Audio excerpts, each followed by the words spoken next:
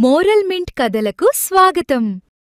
అనగనగా ఒక ఊరిలో రాముడు అనే కట్టెలు కొట్టేవాడు ఉండేవాడు. అతను చాలా పేదవాడు, కానీ అంతే నిజాయితీపరుడు. ప్రతిరోజు అడవికి వెళ్ళి కట్టెలు కొట్టి వాటిని అమ్మి తన కుటుంబాన్ని పోషించేవాడు. రాముడు ఒకరోజు అడవికి వెళ్ళి కట్టెలు కొడుతూ ఉండగా అతని ఇనుపగొడ్డలి జారి నీళ్ళల్లో పడిపోయింది.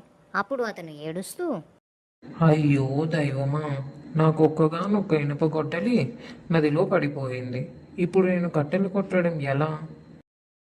నాయనా రాముడు, ఎందుకు అంతలా ఏడుస్తున్నావు? ఇదిగో ఈ మెరుస్తున్న బంగారు గొడ్డలి నీదేనా? లేదు తల్లి, ఇది నాది కాదు. ఇది చాలా విలువైనది. దేవత మళ్ళీ నీళ్ళలోకి వెళ్ళి వెండి గొడ్డలి తీసుకుని వస్తుంది.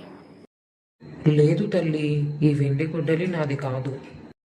దేవత వెండి గొడ్డలి చూపించిన రాముడు వద్దు అన్నాడు.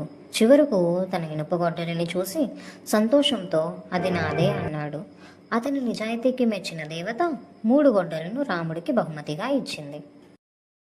రాముడికి బంగారు గొడ్డలి దొరికిందని తెలిసిన ఊరిలోని ఒక లోబి అత్యాశతో నది దగ్గరకు వచ్చాడు. కావాలని తన ఇనుప గొడ్డలిని నదిలోకి విసిరేసి ఏడవడం ప్రారంభించారు. దేవత మళ్ళీ పైకి వచ్చి బంగారు గొడ్డలి చూపించగానే ఆ లోబి అత్యాశతో ఇలా అన్నాడు, అవును తల్లి, ఆ బంగారు గొడ్డలి నాదే, నాకిచ్చేయి. అద్దాల కోరు అత్యాసపరుడా, నీకు ఈ బంగారు గొడ్డలి దొరకదు సరే కదా, నువ్వు పడేసుకున్న ఇనుప గొడ్డలి కూడా నీకు దక్కదు అని చెప్పి దేవత మాయమైపోయింది. లోబి ఖాళీ చేతులతో ఏడుస్తూ ఇంటికి వెళ్ళాడు. చూశారు కదా ఫ్రెండ్స్, రాముడు తన నిజాయితీ వల్ల బంగారు గొడ్డలిని బహుమతిగా పొందాడు. కానీ ఆ ధనవంతుడు అత్యాశతో అబద్ధం చెప్పి తనకున్న ఇనుప గొడ్డలిని కూడా పోగొట్టుకున్నాడు.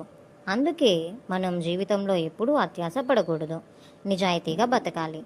ఇలాంటి మరెన్నో మంచి కథల కోసం మోరల్ మింట్ స్టోరీస్ను సబ్స్క్రైబ్ చేయండి, వీడియోను లైక్ చేయండి.